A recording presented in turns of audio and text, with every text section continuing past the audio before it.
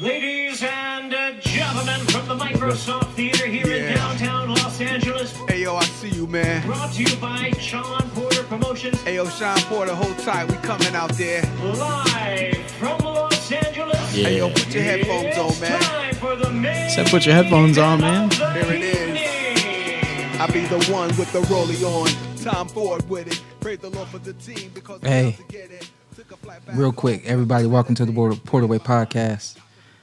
That's probably the most professional we gonna be for a minute, cause today we experienced the Browns, baby. Yeah, Porterweight. They did it. The Porterweight. Would you agree? I don't know if it was specifically the Porter way, but they did the damn thing. I know that for sure. This is an example of two losers.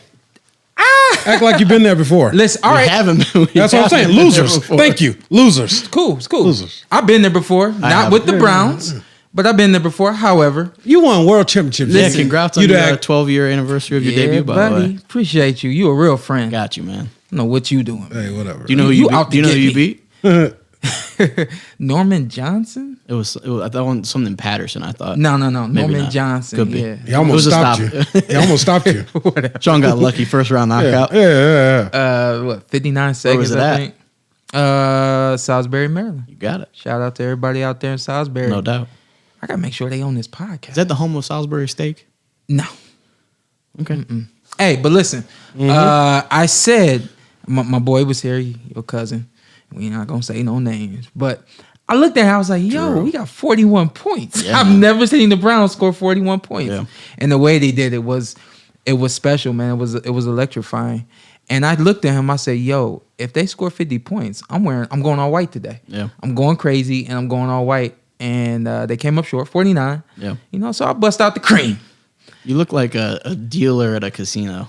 That's okay. Yeah, not a bad thing. We're He dealing looks out like a W's. choir. He looked like a choir boy. Yeah. Dealers make money, don't they? Kirk Franklin will wear that. Hey, some people never had regular jobs, don't they? This is true. I also heard a joke that they said the Browns, thankfully that game wasn't in Cleveland because they don't think the home side has the ability to go up to 49, Oh, hell. which was hurtful. It was hurtful. That hurt. Yeah, it was hurtful. That hurt me right now. Yeah, Just hearing it. I saw it and I was like, damn, we won, but that stings a little bit. Hey, but I stand corrected. I think Okay. last week I said I don't think the Browns could stand up in a shootout. Yeah, well, sir, today was a shootout. Today it started out as a shootout.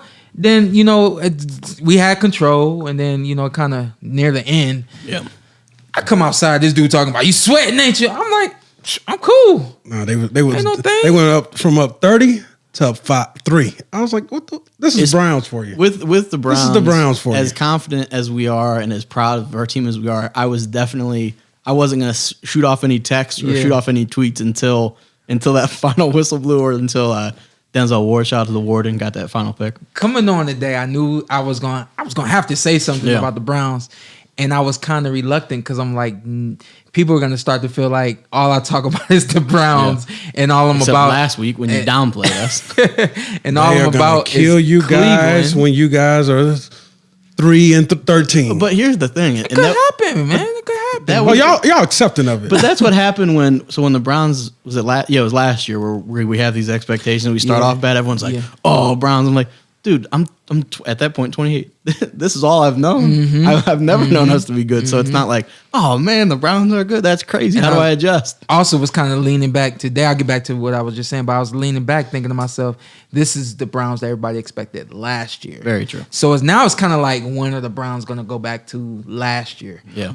But the Never. good part about it is when you talk about the Browns rebuilding, new head coach and Stefanski, everyone loves Stefanski's offensive game and planning and his scheming. Yeah. And everyone is starting to buy into, okay, Stefanski is the one that's really, getting his team to really roll Hells the yeah. way we wanted them to roll last year.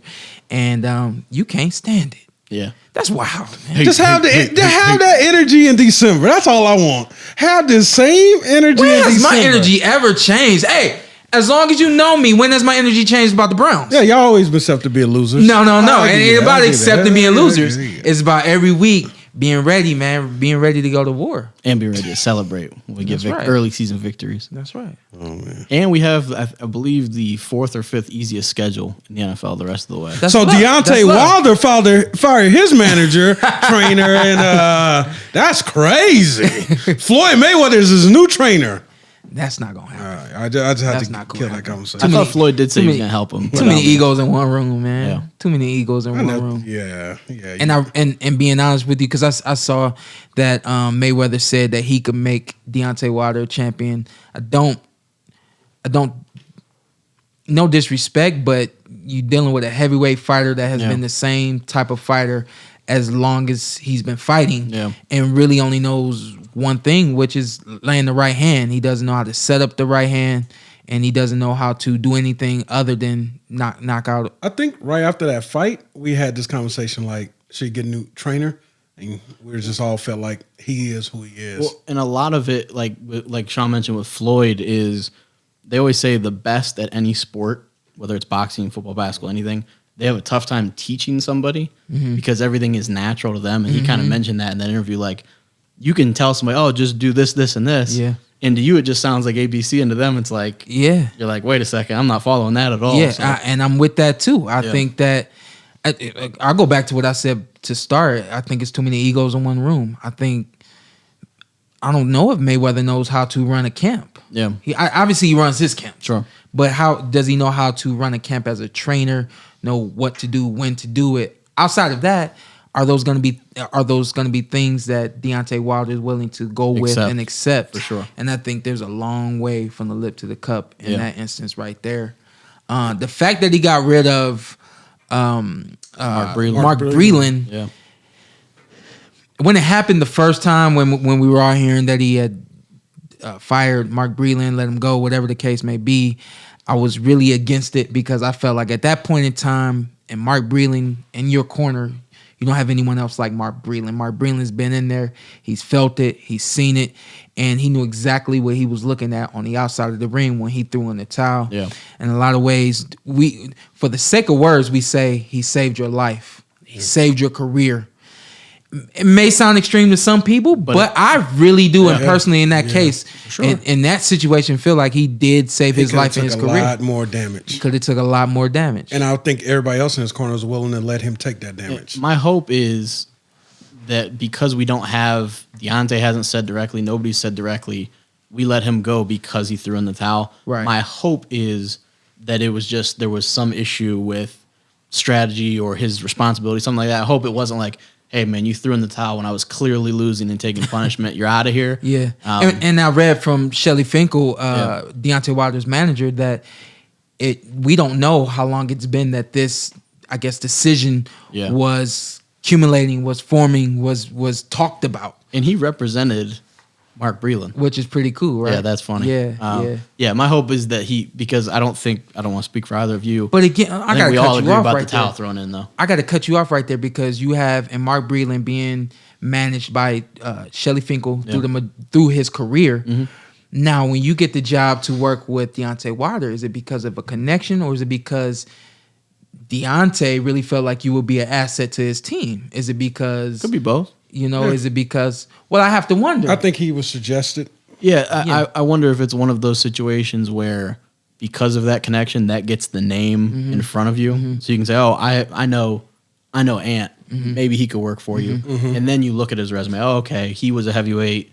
He kind of knows how this goes. Bring him So aboard. yeah, it could be both. And Mark Breland wasn't there at the beginning. So Correct. when Mark Breland comes on, all of the talks are Mark Breland's going to show him how to use his jab. Mark Breland's going to show him how to set up his power, which I think, I mean, obviously I said it earlier, but I think that's kind of the only thing you talk about when it pertains to Deontay Wilder is what is it outside of the right hand. But I don't think that the things Mark Breland showed Deontay Wilder had an everlasting effect on him. Enough to eat through you're knocking guys out, but what if you don't get the knockout? Yeah. And you've seen me time and time again, and you've seen me too, but I think you a little bit more understand what I go through in camp because you've been there, like really been there, and you've seen and heard. my dad, all he talks about is, well, okay, well, what if that's not working? What are you going to do then? And I think that that's something that's kind of embedded in me. And when we'll go back to the coaches, that's something that I'm always looking for in a coach. And we'll just speak on them really quickly. Charlo's coach, Derek James. My whole thing was, okay, when the power right hand isn't working, what are you going to do? And much respect to Derek James after doing some homework, because I see a lot more in Derek James. Again, having not worked with Derek James, that's kind of where my first initial, I don't know if he's, the next guy, but after going back and doing my homework, I'm like, okay, this dude is an asset to any fighter, not just the fighters that are champions, and not just because they are doing it themselves. And he's just right there holding on. He's not holding on, and in fact, there are times where he's actually pushing the cart. He's not just a neutral or a negative. He is a big positive. Yeah, and I felt like with Wilder, I thought he showed me something in the Stavern fight. I'm like, okay, he can box.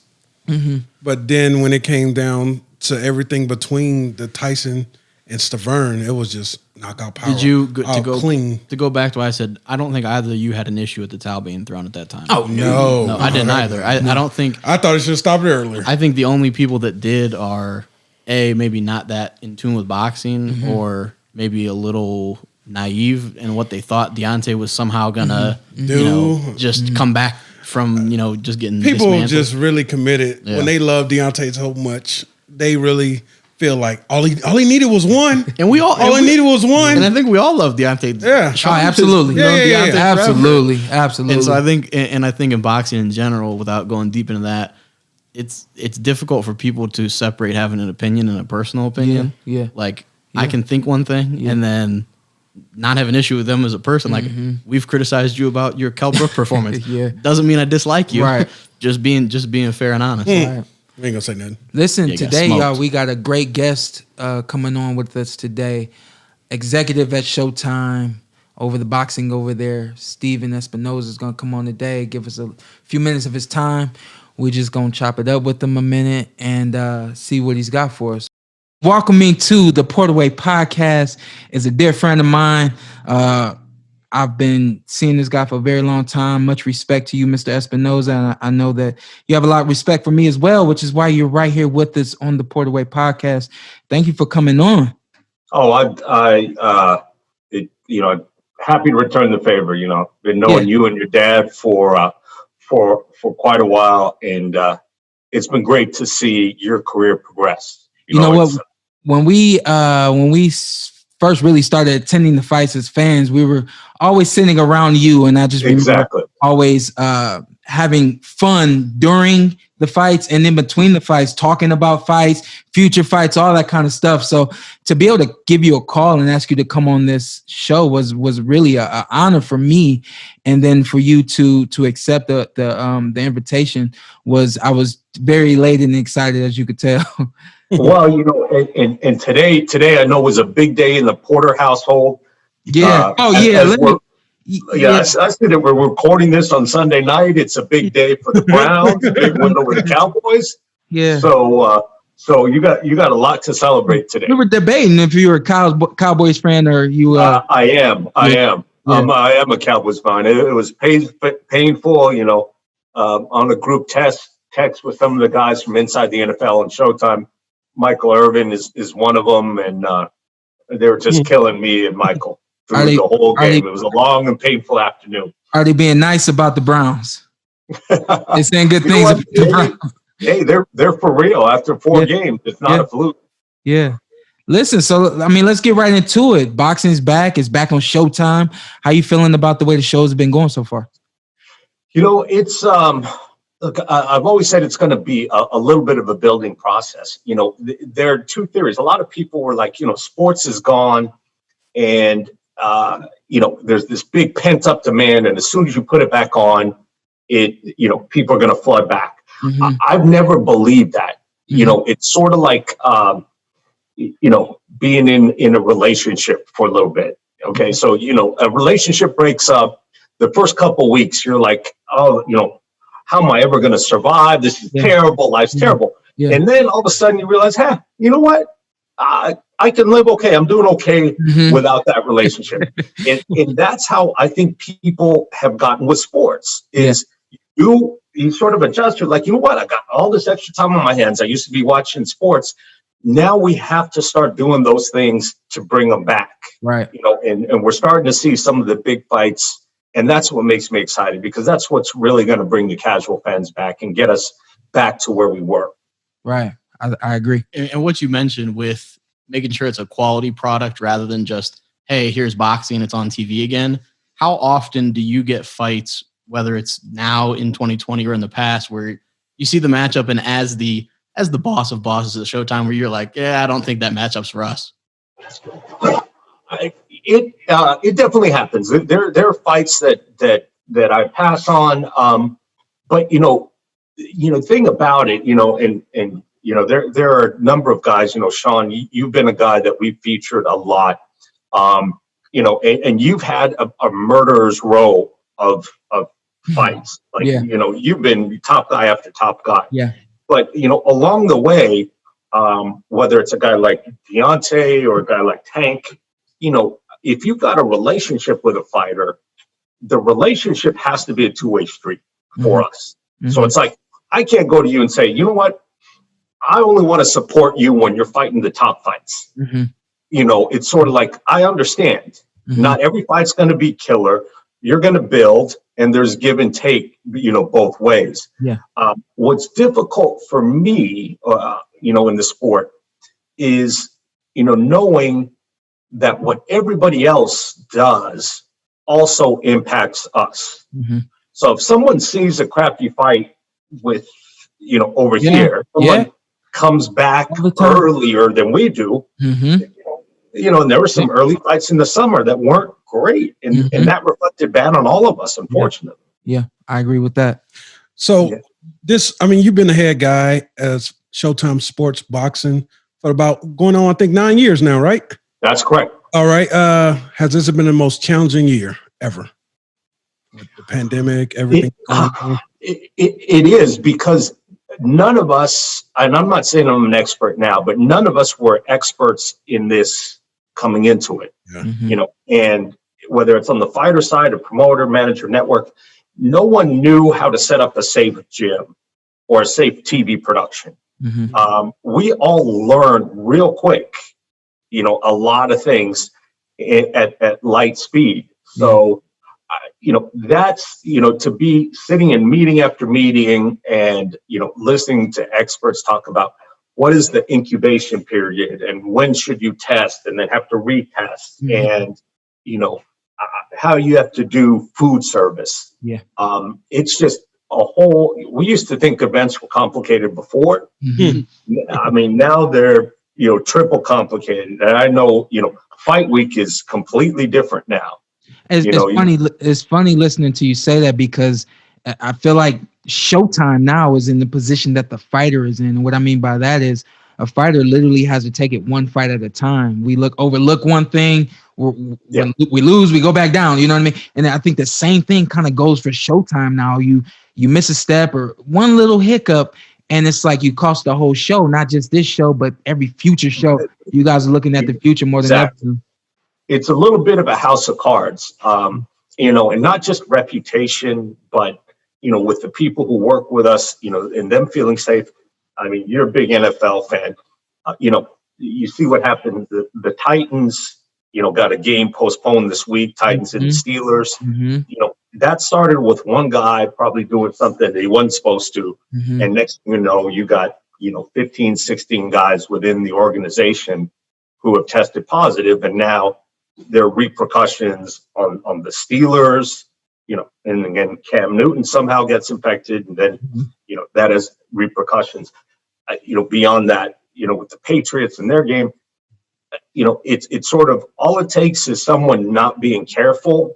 And, you talk about a bad apple. It's one bad apple, except bad apples don't infect other apples. It's sort of like somebody makes a mistake and you don't catch it in your process, then you might have, look, we're seeing it in the White House right now. Something happened. People were not careful. All of a sudden you got 25 positives. Now everybody's wearing the mask. Yeah. So again, as a fighter, I always say it's hard to be 100%, but as long as you're trying hard to be a 100%, you may come up a little short, 99%, 98%, but you're so much further ahead than that guy that wasn't even trying to be 100% to start off. Right now, what would you say the protocol, the things that you guys have set up for the fighters? Would you say you're close to 100%? You still striving, making changes at this point now, or you feel pretty good about where you're at? I feel good until, but until we see what's happening now in the NFL and exactly. You're too confident. Now you start thinking, where's the hole in the process? Mm-hmm. Because you sometimes you don't know until it's too late. Mm-hmm. But I'll tell you what, doing an event is similar, to preparing for a fight. The battle is in the weeks before. Yeah. By the time you get to fight week and fight night, yeah, there's only so much you could do at that point. Everybody's fighting nowadays, huh? Right. Yeah. Wow. So it's sort of like, if we haven't tested people, fighters, especially during camp, 6 weeks out, 5 weeks out, 4 weeks out, 3 weeks out, mm-hmm. There's not a whole lot of, what's the point in catching someone a positive, fight week? Mm-hmm. That's the worst possible time for everybody. Mm-hmm. Then you've trained for 10 weeks, 12 weeks. Mm-hmm. If there's going to be a positive in a fighter, I want to catch that 6 weeks out. Absolutely. So you don't waste a lot of time training. We don't have to have a last minute opponent. So again, it's all about preparation, and everyone thinks about fight week. It's not really about fight week. It's about the 6-8 weeks before that, right, and what you're doing then. Of course. And going back a couple weeks, we had the Charlo doubleheader. It was an event. It was a long night of boxing. Going away from that because it was a unique event, how do you feel? What were your takeaways? What did you like about it? What are some things you think maybe you tweak on that format if there's another event like that? I would say, look, and I'll be completely honest, because I know Shawn will call me if I'm not. Will call me on. The second half got a little bit long, and that's what happens. Anytime you have, 2 back-to-back 12 rounders that are sort of a little bit monotonous, it's if I had to do it over again, I'd probably take a slightly shorter break in between. We took an intermission between the 2 cards, and that's simply because, as you guys saw, I had the conversation on Twitter about it. We start. We have a bunch of people, not just the announcers, but a bunch of people starting work at 5 p.m. The show ended ultimately after 1 p.m. If I didn't take a break in there, let those guys go to the bathroom, get a drink of water, because that's the thing. When you got cameramen and on-camera guys, and you can't, they don't get bathroom breaks unless we're off the air. So we let everybody get a sandwich, go to the bathroom. Doing it over again, half hour was a little bit long. I know all of the people in the production appreciated it, but maybe it'd be 15 minutes, 20 minutes. Run, get a candy bar, go to the bathroom, come back. When I was doing my research on you, this is not a boxing question, but it kind of stood out to me. UCLA or Stanford? I need an answer. It's funny. You always 99% you have a degree from both. Yeah, 99% of the time you stick with your undergrad, with your college. So nice. I got to go Stanford. Nice. Okay. I got to go Stanford. Neither one of them have a lot to brag about athletically lately. Yeah. But I'm gonna stay true. Nice. Listen, Mr. Espinoza, we got a little bit more. No, Steve and Shawn, that's, we don't have to get all formal on the podcast. Listen, I want to fast forward real quick before we let you go. We just moved this fight out. You just moved the fight. You're Showtime. He's Showtime. It's all the same. Yeah, that's right. Same company. Leo Santa Cruz and Gervonta Davis will now be fighting October 31st, I believe, down in San Antonio. You guys feel comfortable enough to go down there and make it happen? You're going to have some fans out there. What are you looking forward to? Well, look, going back to the Charlo event, the only thing that I I felt like I missed was that energy. I mean, you fought without a crowd. You know what it's like. And just out of curiosity, I'm sure everyone's asking, like, you have any awareness of that in the fight? I know you guys are all so focused, dialed in. You know what? And then I'm gonna bounce that same question to you, and then we'll move on to Leo and Gervonta. But for me, we and you know myself and my team, we do everything. We're programmed. So the night of the fight, we're programmed. We're to the ring programmed. Going in the middle, touch gloves. I mean, everything was just by the books for me. Nothing felt different. There were only a handful of moments during the fight where I had that thought, damn, people would be on their feet right now for me. I like there were quick moments where I would rip something off and I felt I was really missing that ooh and that ah, because that at the end of the day, that's a big reason why I do what I do. A big reason. I mean, it's kind of like second to the money, and it's like third to helping my family. I mean, like the crowd is kind of what I live for within the sport, you know, so I really did miss it. And I did want to ask you that, do you think that had an effect on the fighters the night of the big Charlie? Look, for me, and I've been fortunate enough to be able to go to a lot of sport events through my work, you know, whether it's a Super Bowl or, you know, a Final Four or anything. There is nothing like the atmosphere in a fight.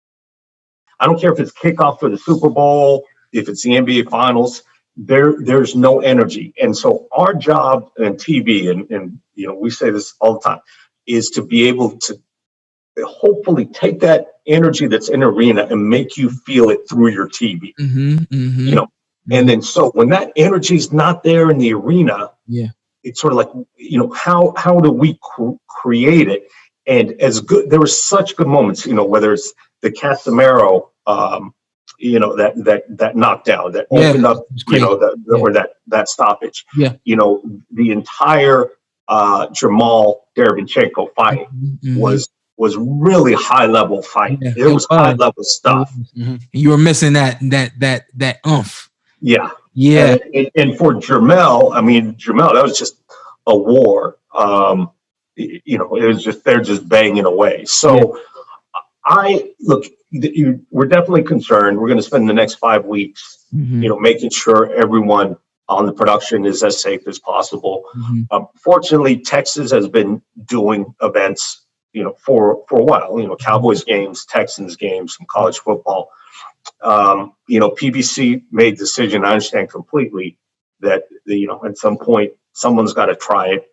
And it's on all of us to make sure it happens as safely as possible. So we certainly, with an event of that scale, we weren't going to back off. You know, PBC says we're going to San Antonio, then we're going to San Antonio. We're going to spend the next 4 weeks really trying to make the environment as safe as we can. Absolutely. Yeah. I mean, it's what I always say that I've been saying to these guys, and I say to everyone, we're all responsible for each other now. You know, it's no longer see you later. I mean, we all got to remind each other to do all the right things. And just to go back just a little bit, I mean, these guys sit with me every time we watch a fight, every time we watch a football game, and I crank the volume up. And the funny part about it is my boy over here, he said, why are you turning the volume up? There really is nothing to listen to, but there's a feeling that you get. And I'm looking forward to getting that feeling back when you guys go down into San Antonio. Well, I'm looking forward to it a lot. I mean, you got two accomplished fighters with a great style matchup, and I'm just glad this is a great fight to be able to bring to fans, because you know the energy is going to be there in the fight. I agree. We are looking forward to it. Steven, Mr. Espinoza, thank you for your time. Absolutely, Sean. Anytime. Best of luck in whatever I can do. You want to? I'll come back anytime you'll have me. We'll be in touch for sure. You got it. Thank you. All right, guys. Thank you very much. Yep. So it was nice to catch you with Espinoza. That's my guy. Showtime. Taking the fight down to San Antonio. Yeah. I'm excited. I'm glad to hear that they want to get fans in the stands. What I took from that is it didn't seem like it was all about money. It seemed like it was about the atmosphere and actually trying to help the fighters along with the fans that are gonna be there as well as the fans that are at home. I disagree a bit. Oh, you but disagree? Yeah, I think it's mostly the money. It's business at the end of the day, right, Carson? It's business at the end of the day. Hey, listen. Yeah, I'm excited about it. I've been conflicted on sports, but that's a story for another day. I'm concerned with fans there. Absolutely. It's not under control. Absolutely. Whatever. But Absolutely. From a grand scheme of boxing, I'm excited for that, and I think he is. I think Steven Espinoza is excited as well to get the fans there, get the environment, like you said. Yeah. Nothing matches it. Yeah. I'm just ready to get back to normal. I mean, we're a long ways away, man. Yeah. I think we're all ready. I know. but We're not ready. You can't just snap your fingers and it's done. It's just something we got to deal with. You can't call Al? Al ain't got to Man, listen, man. We don't even say his name. All right? Yeah, calm down. That's 2 weeks in a row. Calm down. Hey, check it out, though. This guy over here says that LeBron ain't going to win the MVP of the championships, which I'm cool with. But you really feel like he's going to have a problem with that? Yeah, I feel like AD has taken over. And I mean, it has something to do with age. Well, first of all, it's 2-1 now. Yeah. I don't think that makes a difference. Hey, It's also 2-1. Jimmy just beat the Lakers. It's 2-1 now. It'll still be 2-1 because this will come out. Yeah. I'm trying to do the math in my head. Now it's 2-1 now. Jimmy just beat the Lakers. Jimmy. I see what you're saying. And Tyler Hero and Duncan Robinson. Jimmy just beat the Lakers. All right, how many Jimmys you gonna hit? That's how many Jimmys was on the team tonight. But yeah, I feel like AD has solidified that this is my time. But I go ahead. And go ahead. LeBron is allowing him to take over. That's what I'm saying. If he's allowing him to take over, what makes you think that he's going to be upset? But the way Ant's talking about like letting him take over, it's not like LeBron had 10 points and 10 assists. The last win they hit 33-9. No. It was like when it was LeBron and D Wade. That was LeBron's team. That was LeBron was the MVP and all that. Yeah. Anthony Davis he cannot be stopped. He 7-footer, can do everything. He's younger, he's fresher. I think he's going to be the MVP. But what you're saying, I don't disagree that he might. I'm not saying LeBron sucks. Like that's crazy. But I don't think that LeBron would have an issue, and I don't think LeBron has just been like, "Hey, I think LeBron. I don't think either though. I think LeBron want that MVP. I'm sure he does. Everybody he's a competitor. I think LeBron. He ain't the GOAT. I think LeBron want that MVP. But I told Shawn the day we lost Kobe, I will start treasuring. I will not be a hater, just be a hater. And I realize we're witnessing greatness right now. And I'll accept greatness.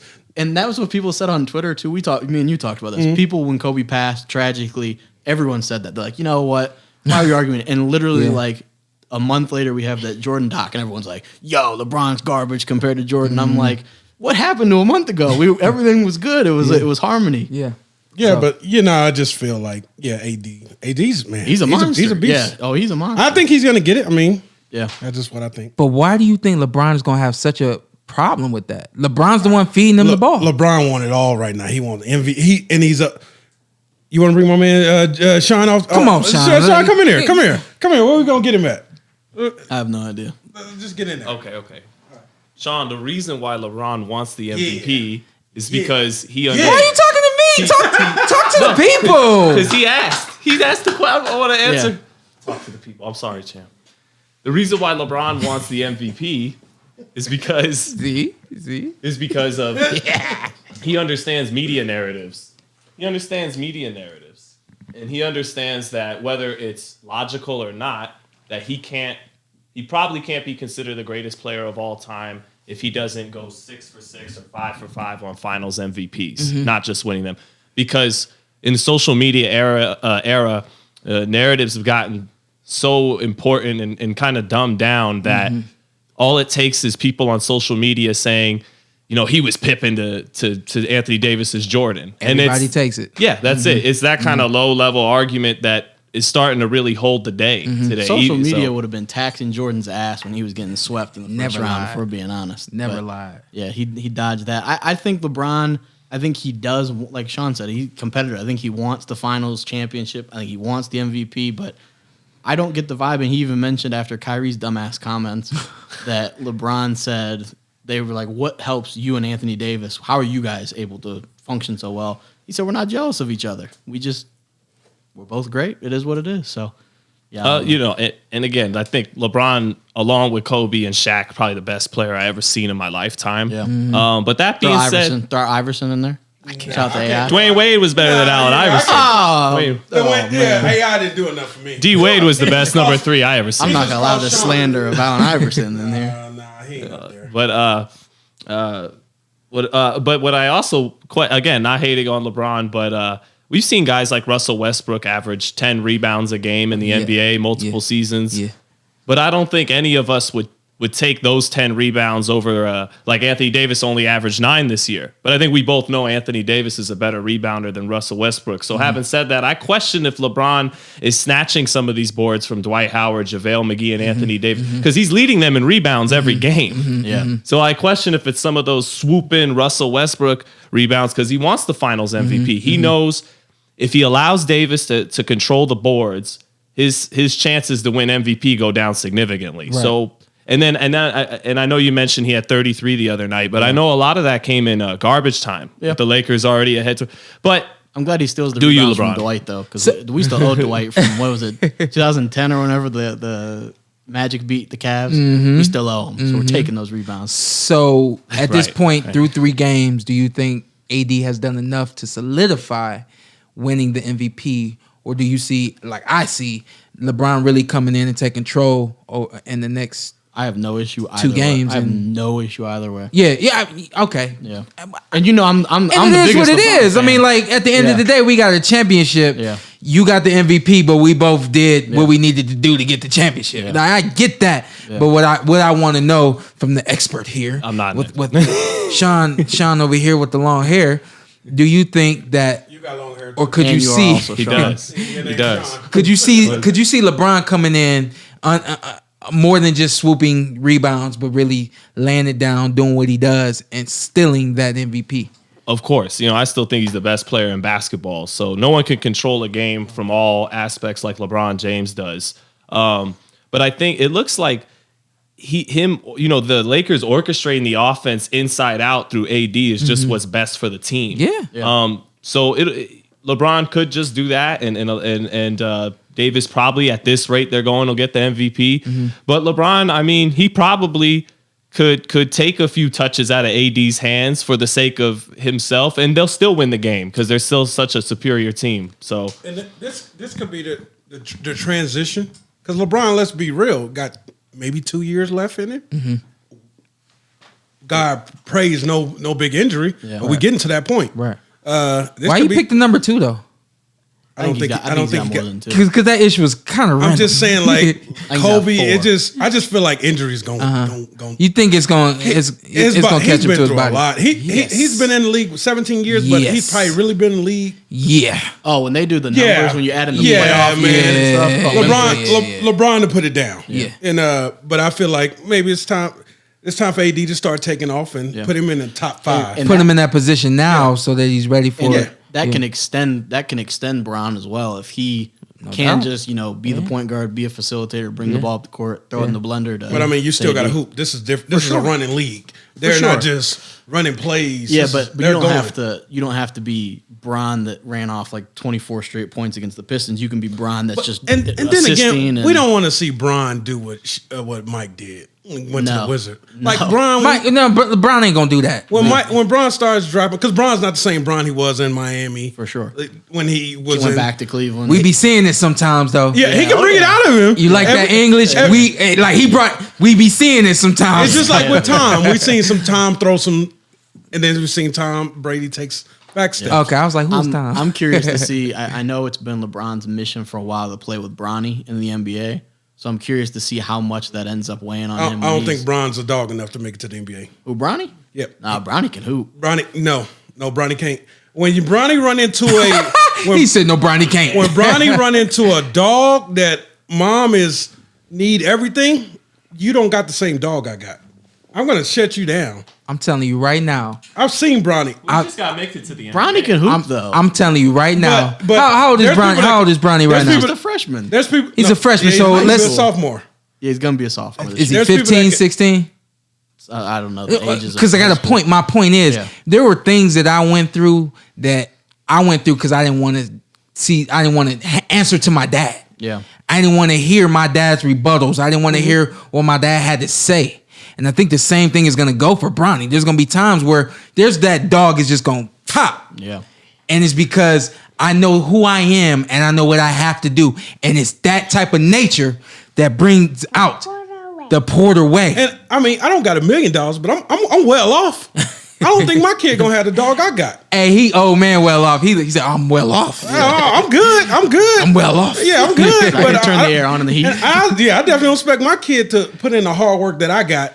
It's just when it comes down to it, I just don't think he got that. He can dig deep. I think you, because maybe your background, you value that more than I do. But I think if you're a great basketball player, a great athlete, you're a great basketball player, a great athlete. I'm not sure it values that much. And I've seen that. I had a kid, his number one player, number one tight end in the nation, goes to college. And now his college coach is telling his dad, he doesn't have dog in him, man.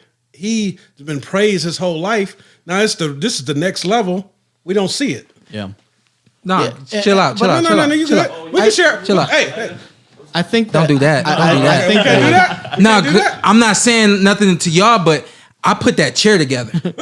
Yeah. And I don't know what's going to happen. I think that can factor in. I think that can be an X factor, but I don't think that's a determining factor. I guess we'll see. Because Carlos Vela is a soccer player for LAFC, and he has openly said, I don't really like soccer that much. it's a job. Boom. I mean, Kwame Brown and No. there have been guys who make it to the no. NBA that don't really love the game. Yeah. They just have the talent. Anthony Bennett, the notorious DNP. UNLV. UNLV alum. That's right. He was terrible. I cannot believe you guys took him Number one. I would have told you not to take him number But one. we traded him, and we got Kevin Love. What did that do for you? I hated championship. that trade. I hated that He shut trade. down doing Curry now? on the final I hated possession. that trade. You and Drew both. I don't know. I don't understand that. How did you hate that trade? I hated that trade. I think.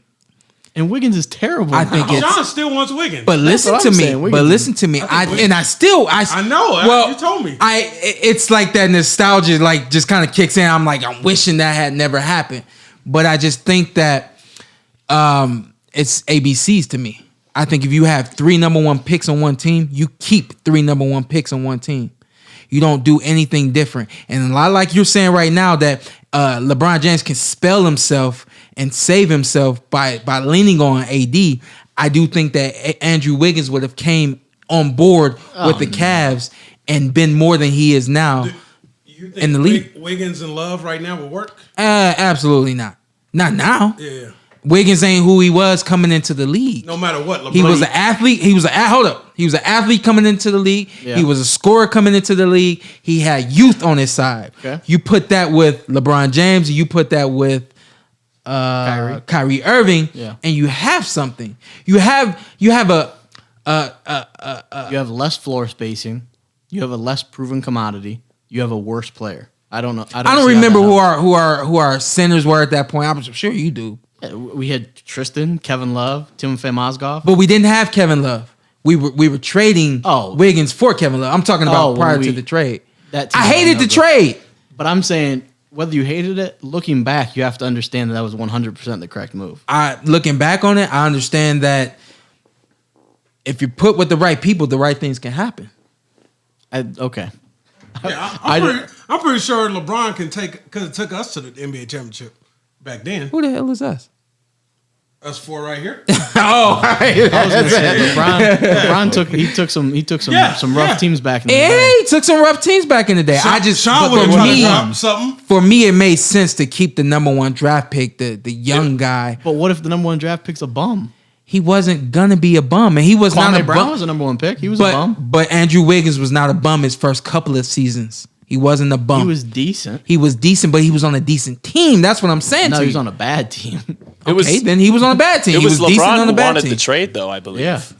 He wasn't Don't interested doubt the in Kang. growing and nurturing this young wing. Especially because Wiggins is notoriously horrible on defense. He doesn't have a reliable jump shot. Yeah. He was literally, when you look at what the Cavs needed, he checked off none of those boxes except athleticism. I could see Wiggins working in Golden State. At the end of the day, I regret telling Shawn to sit back down and I regret the praise of Why? Andrew Wiggins that I witnessed on this podcast today. not on my side the way I thought you were gonna be on my side. He's on the side of logic and reason. Thick and thin. Like, if I you- got him through thick and thin. He ain't really there, and then I was like, okay, yeah, come on in. You know what Shawn. I'm gonna give y'all credit for? Y'all took DeJuan Wagner. Yeah, shout out to Dwayne. He scored Darius 100 points in a high Hold school up, why are we game. going back, man? Why are we going back? So so we Ricky mentioned Davis? Ricky I Davis. do remember Oh, that. yeah. Davis So we had mentioned talent. with the Browns, like where it was where you just like are used to losing. That's what before LeBron came, the Cavs that I knew was Sean Kemp, Ricky Davis, Darius Miles, Smush Parker, Big Z. Shout out to Zadrunas Ilgauskas. Sean Kemp made one All-Star game, right? Yeah, For the Cavs. Sean Kemp. Fun He had fact: one. he had his highest scoring average with the Cavs. That's right. Sean, since we got you here, why don't you touch up on the fight that happened over the weekend? Oh, Zepeda man. And Jose Zepeda and Ivan Baranchyk. Baranchyk. Yeah, what a fight, man. I don't know. Did you guys get a chance to see the fight? or- Absolutely. Yeah. Well, I wanted to ask you a Yeah, question. go ahead. It seemed to me as a viewer watching that fight that a guy like the way Ivan Baranchyk came at Jose Zepeda, that he made him fight for his life. He basically had two options: like get knocked out, knock him out, or give up. It reminded me of Castillo and Corrales. Corrales. That's what the fight reminded me of. And it's funny because not too long ago, I was just thinking to myself, I don't think we'll ever see anything like that again, where guys are just going down. And these guys didn't it wasn't go down, get right up. Like these guys were kind of, they were a little bit on silly street, just a little bit through some of the knockdowns. So for me, going back to your question, for me, it's that dog that Ann always talking about, and it sometimes it don't show up. Sometimes you really don't even know how much dog you have until you go through it. I think that was Zepeda. He even said that after the fight. Yeah, Mark yeah. Breland. He's like, man, I told him we did it, man, and I'm glad we're both safe, and this is a hard sport to compete in, and it really is. And he said, I think it's one of the hardest. It is the hardest because you can't take your foot off of the gas pedal, and even amongst saying that, you got to learn how to really drive that vehicle, your body, your mind, the whole nine, through the action, through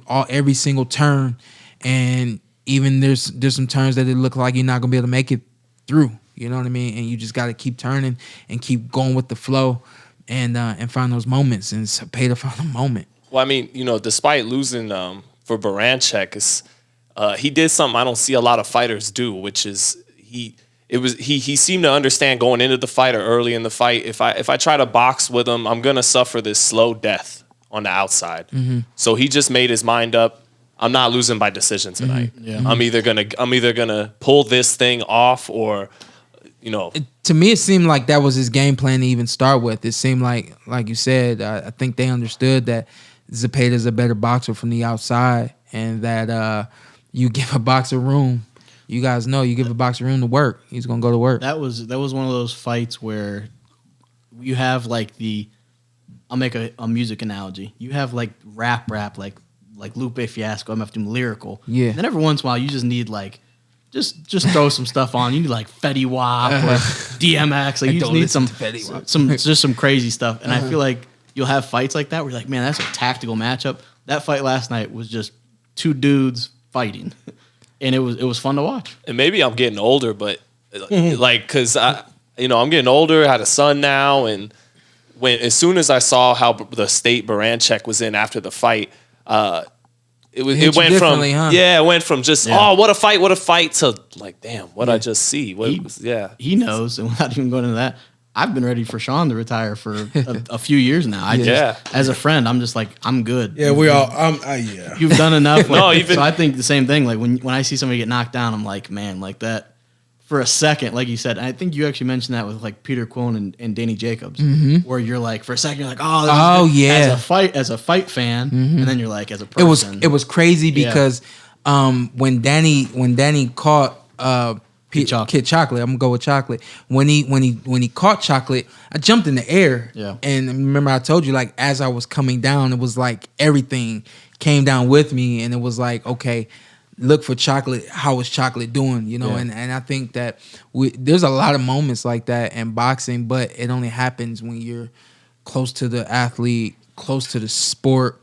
And I think now maybe from being closer to me, you see or seeing, probably for you, is seeing other fighters that you've dealt with for so long now, and just seeing things happen and things change within those fighters. And it's almost like you're reminded every time it happens in the ring. Well, it's even Carson said with you, covering you for 6-7 years. Yeah. I want to see you retire. Yeah. You know, before 38, 37, Yeah, 36. Yeah, so You're getting definitely. close. And You're getting close. yeah. And another question about that, like, obviously, I know I can see the potential with Shawn, but I also worry. I don't want to fight forever. Yeah. But the last, like, I mean, obviously, we're getting a trilogy, Wilder, Fury, but I gotta say, I would say Fury won the first 2 fights, even the first one. Yeah. But I was cool with the draw. 2 knockouts. Yeah. I was cool with and the it draw. dominated the second one.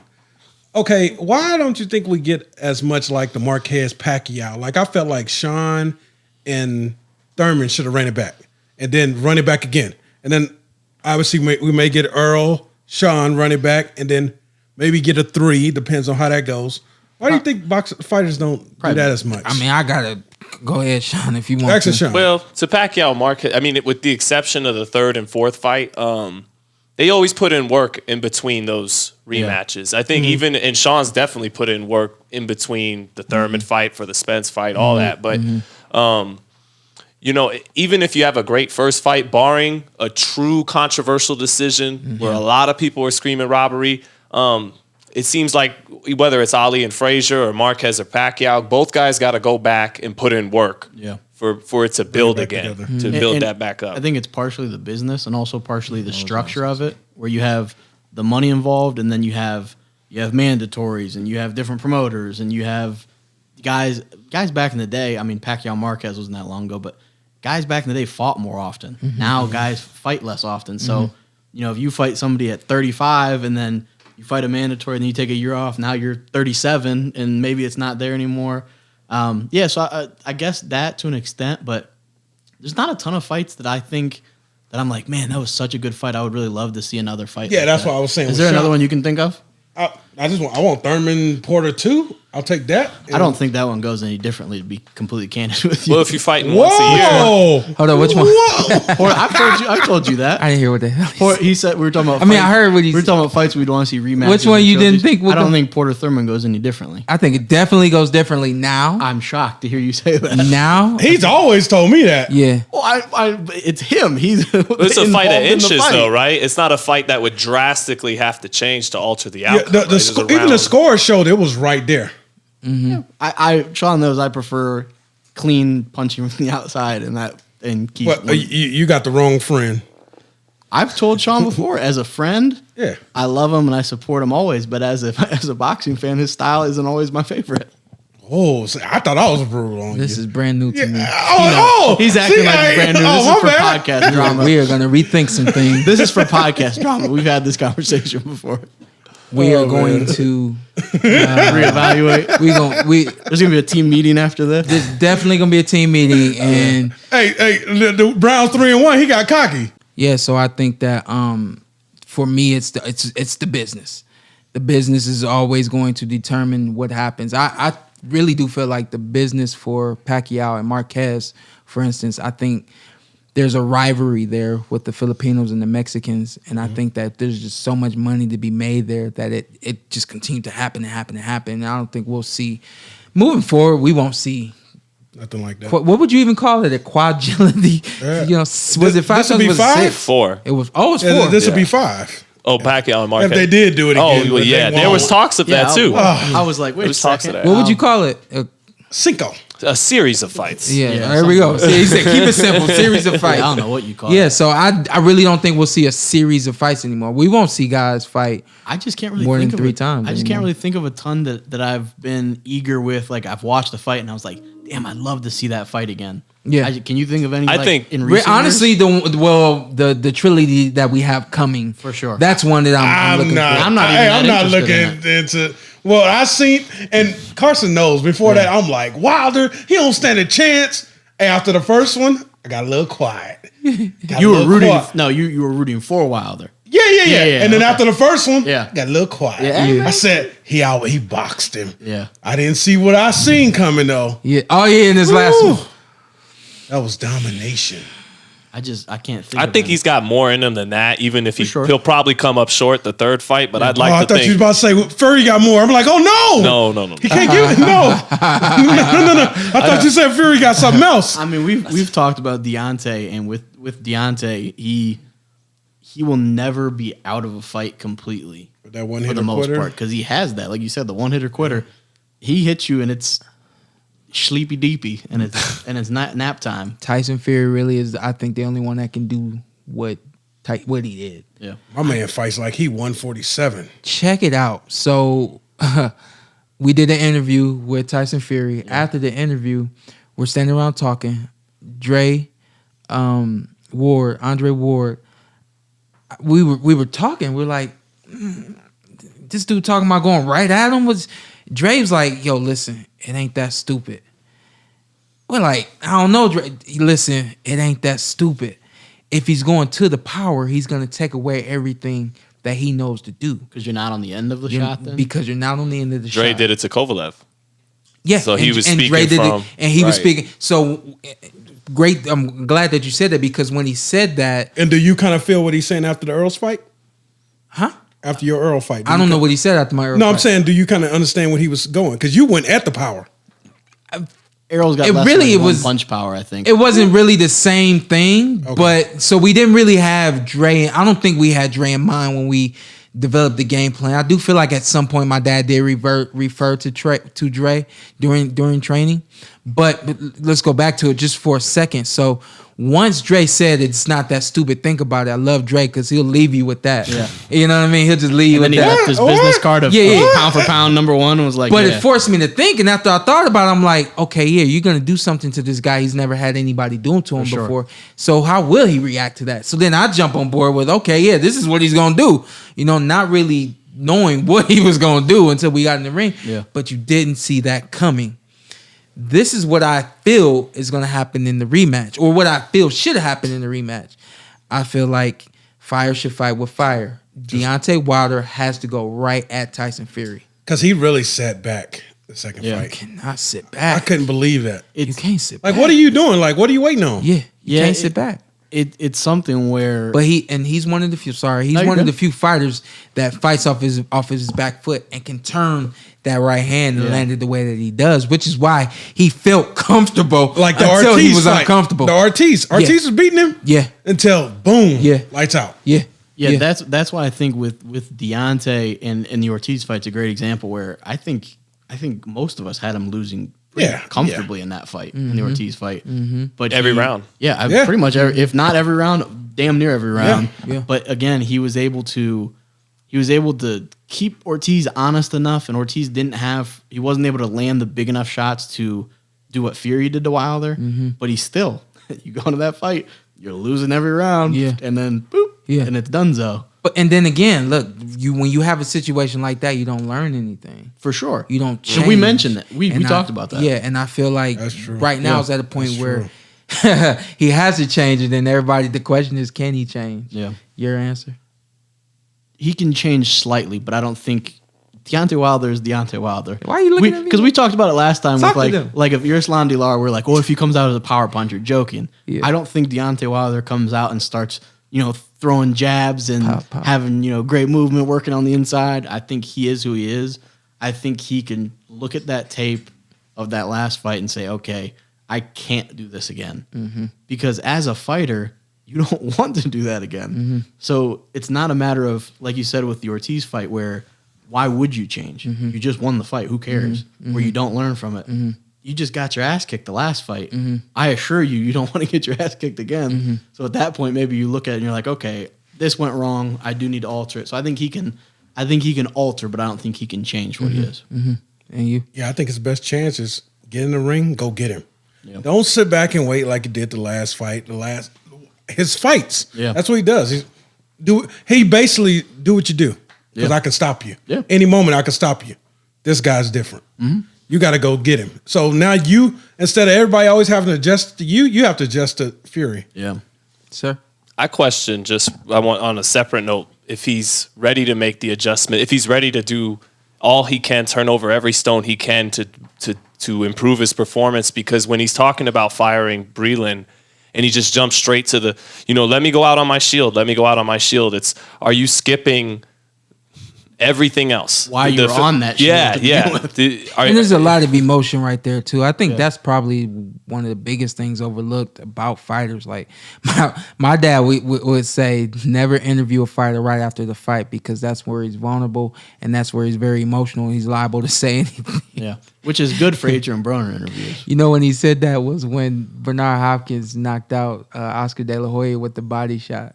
And Oscar gets on TV. He's like, he said, my dad said, why do they do this? I'm like, do what? He said, don't interview the loser after the fight. Yeah. They're liable to say anything. He said, Oscar said, oh, he hit me with a body shot. I've been hit with a body shot before. It was like, oh, but he hit me with a body shot. I was like, ooh. But you're liable to get anything from a fighter because that's where they're, they're most emotional and, at their most, vulnerable state. For sure. He just got me in the right spot. What can I say? Yeah, there you go. I remember. There you go. I would love to see Deontay as a competitor get to that point. Yeah. Like you said, I don't know if he's at that point to turn over the stones. I hope Deontay is competitive enough and driven enough where he's like, okay, this isn't a matter of, if I lose again, it is what it is. I could go another I already route. been champ. I made a lot of money. Forget what all these people I'm think. good. I hope personally that Can't do he that is- if you I wanna hope he's win, not right? complacent. And I hope he puts in the work and He's comes there. in. I don't think he's I think there. he comes into the ring, like Mike Tyson with a t-shirt on. Come in the ring with Mike Tyson, go for the kill immediately. It's probably his best chance. Yeah, But Mike's footwork was crazy. So I feel like I'm talking about a t-shirt. no, I'm talking about you said like Mike come at him. Keep it light. Yeah. That or Yeah, go back I to agree that with that. first Stavern fight and take a look at some of the things I am capable Man. of. Yeah.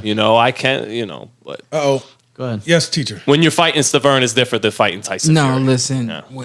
That was his first time seeing somebody take a 1-2, and that was his reaction to somebody taking his power.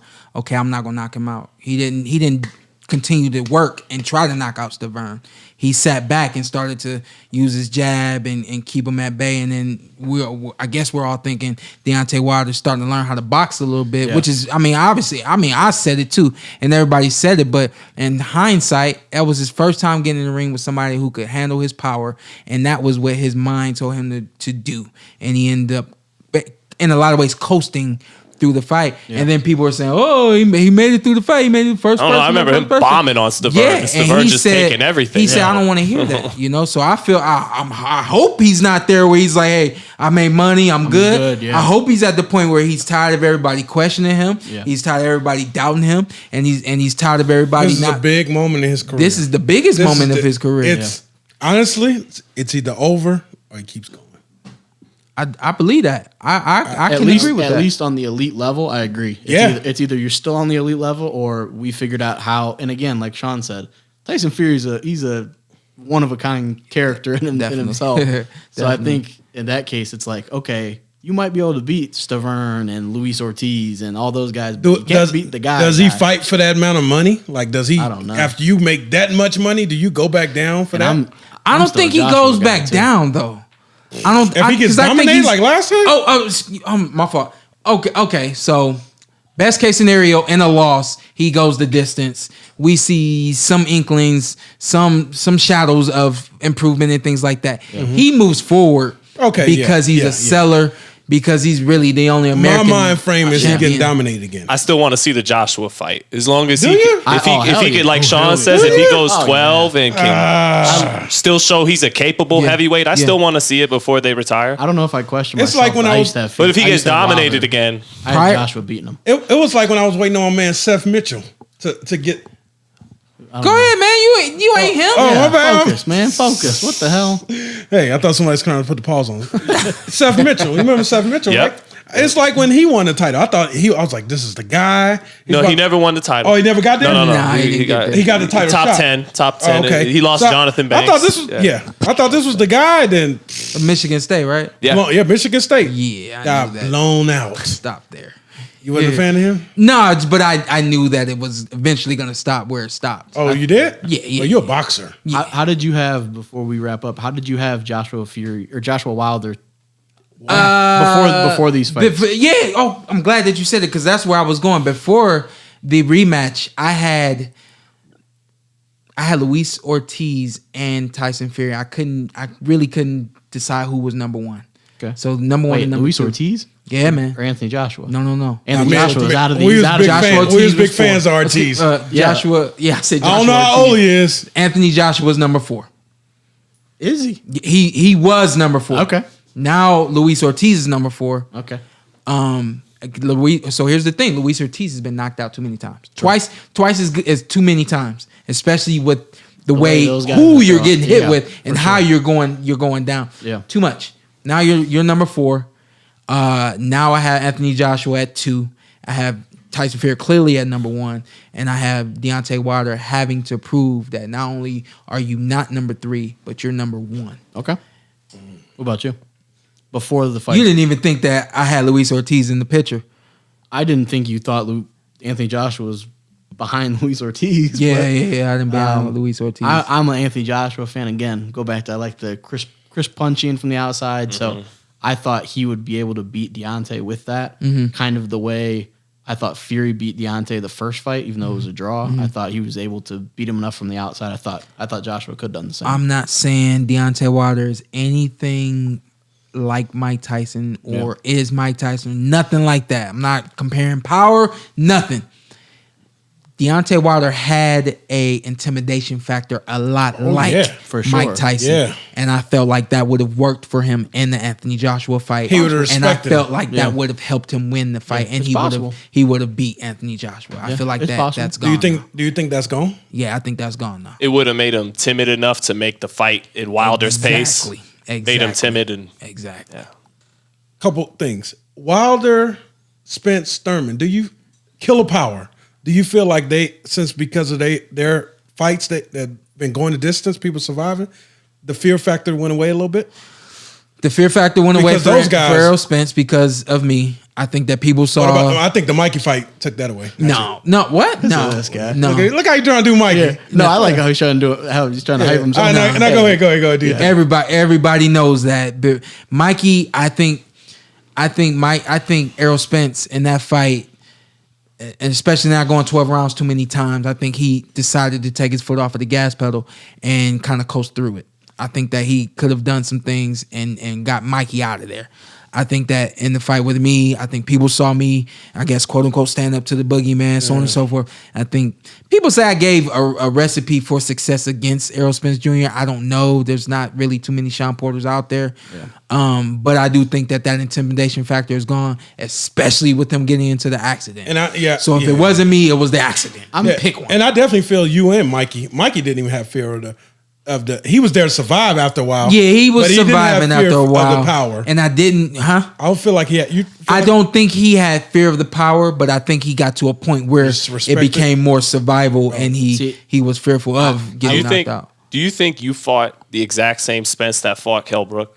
Or be some of this talk of him having fun back in Texas, or did that? I know no one's ever thought of that. You know what? once, I can't answer that because we going never up in weight. And well, here's the thing: we never know when it's gonna Catch up. have an effect, when it's gonna catch up to you. So I can't answer that. Because it's you. So I'm watching Yeah. the fight ringside that night, and I'm like, well, it's all Shawn. But a small part of me looked at Errol's legs, and You have to. Part of me was like, is a small part of this Errol too, not Yeah. just Shawn. Errol's not quite what he was against Kell Brook. Even for me in my mind and in preparation for the fight, understanding everything that I can do and was gonna do, I also understood that Errol Spence had never been in the ring with anyone like me, and I knew that later rounds were gonna be pivotal for me in the fight because those were.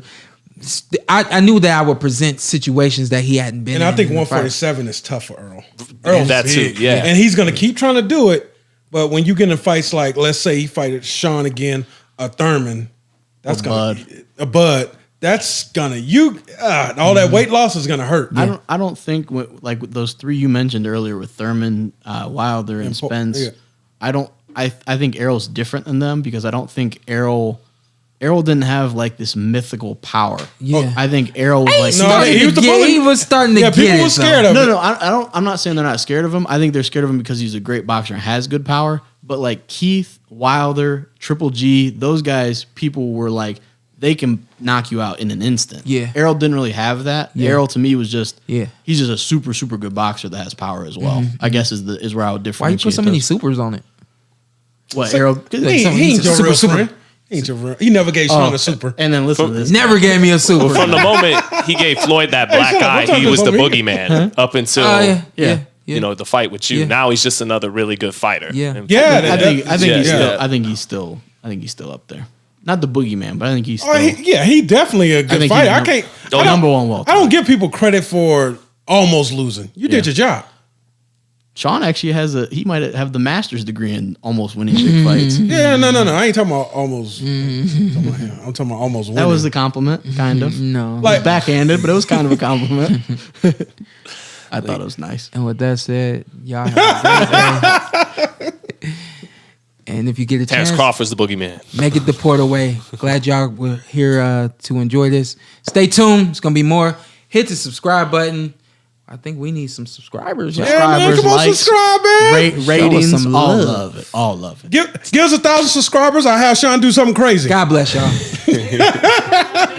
Don't tell me you didn't enjoy what you saw, because I know you did. What you need to do now, hit that subscribe button, hit the like, hit that notification button. Check us out every week, every Tuesday, something new for you right here on the Port Away Podcast.